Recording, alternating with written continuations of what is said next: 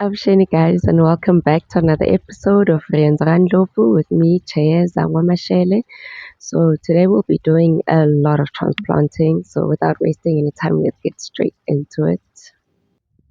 Okay, really, let's start. So I've got my bags.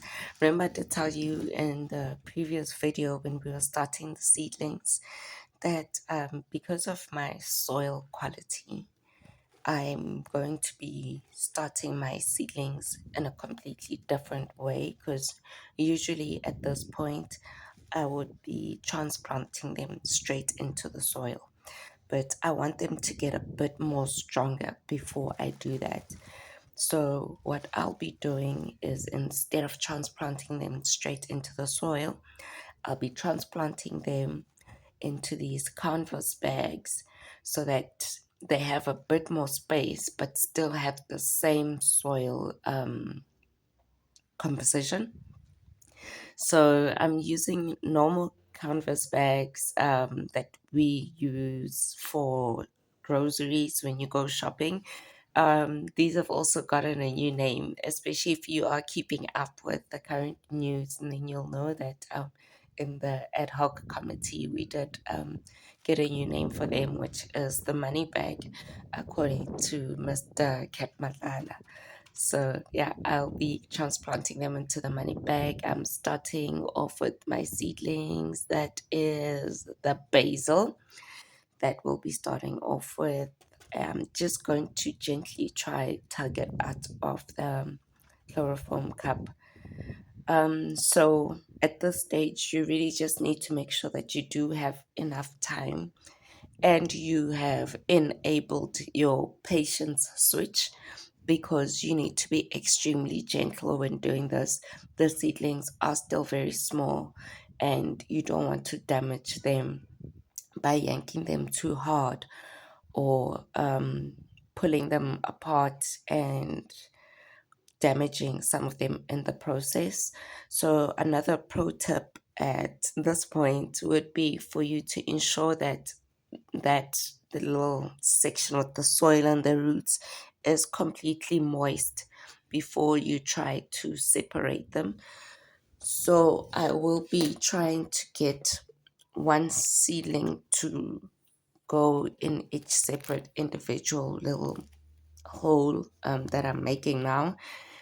But you can make it two, because during transplanting, you will lose some of your transplants. Some of them will go into shock and not be able to adapt and come back. So, that is something that generally does happen that you need to look out for.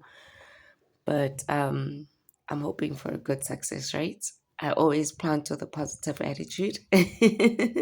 So, um, doing one, I'm also just looking at the space that I do have.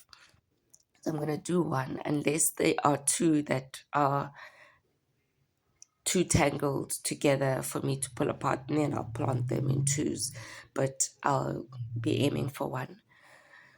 I think another thing that you also want to keep in mind whenever you're doing any type of transplant is you want to do it when the sun is not at its peak, and you also want to do it either in the morning, early in the morning, or late in the evening. I'm doing mine early in the morning, and the positive of that, outside of it, the positive points that I've noted for the seedlings themselves, but for me as well, is the fact that I also get my grounding work in, which is great, because I did mention as well in the previous video that I haven't been feeling so great health wise. So this did assist me in terms of getting my grounding in and my body being able to benefit from that, sitting on the ground and getting all that extra charge up from the earth early in the morning, as well as getting some sun, which is always positive. Some vitamin D always does assist when you're not feeling well as well. And then also just the process of having to gently pull seedlings apart, which is a very slow and quiet process.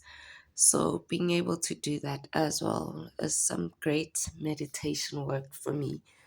And I thoroughly enjoyed it, and it was very therapeutic. And after a while, you just get into the zone of what you're doing, and it really does feel really calming and recharging. So I'm done with that bag. I think I do have five. Yeah, I do. Not I think, but I do have five little cups that I'll be transplanting. So I'll be repeating this process about 5 to 6 times. So in the sake of not taking too much time, I will I will put it on a times 2 for you guys. So that I'm just gently watering. The reason I'm putting my hand there is because I don't want the droplets to be too harsh and to move the seedlings around, because at this point, um, they are still very fragile and they haven't really anchored themselves. So it is still very easy for them to be disturbed and moved around. And I want them to stay exactly how I have rooted them at this point. But I think it's easier to water before putting your seedlings in. We'll do that in this next step, where I will start off by watering the actual compost before transplanting the seedlings into it. But because it is basically the same process, I won't be narrating over every single step, because I'll just be repeating myself. So I will still show you what I did, but I will fast forward it. And so I won't be filling my bags up all the way to the top. I'm only filling in a very small portion of the bag. And the reason is, as the plant grows, or rather the seedling grows, I can simply roll up the bag and fill in more compost at the top, should that particular seedling or plant require more support. But at this point, it is not necessary for me to fill up the entire bag, because um, the plant won't be using all of that compost. So, as a way of me saving my compost, but also giving myself options in terms of how I want to use the compost bag and how the plant itself will be growing. So, this will give me flexibility in being able to decide what will work for each individual crop. You can see the root system on the imbuya has grown pretty advanced in the short space of time.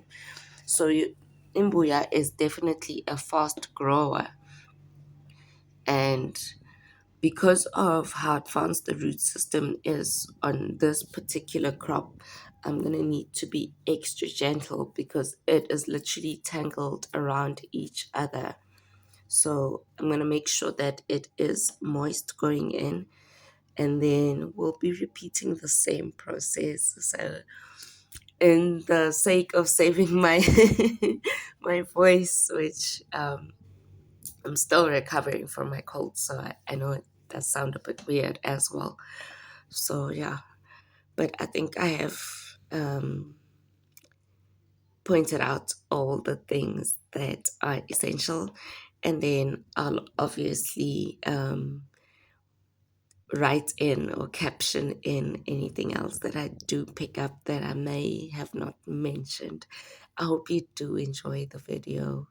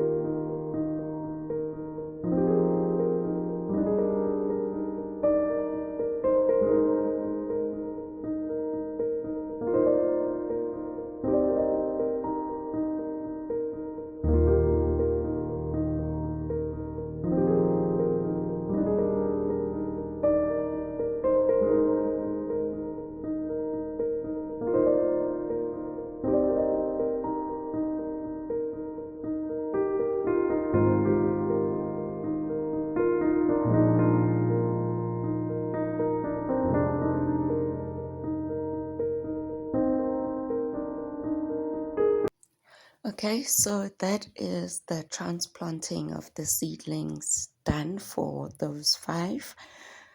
I will still be keeping them indoors, so I'm gonna leave them out now so they can get a little bit of sunlight because it's not too hot at the moment. So I'll leave them out, but I will be bringing them back indoors.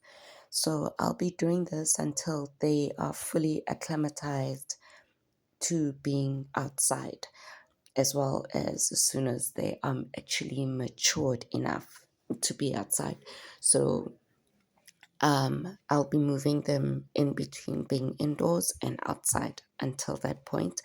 I will also do a quick video just to share with you once I do feel they are mature enough to actually go outside so you can see the progress. And that is what they currently look like. Those are the little imbuya seeds. I did end up having 2 bags of those. I think I will need to let go of some as time goes, but we'll see how it goes. That's the cabbage. You can actually tell by how the shape of the leaves look. Are you guys also getting a bit better at spotting the different seedlings just by looking at them? Thank you for tuning in. You are appreciated. Take care of yourselves. Bye.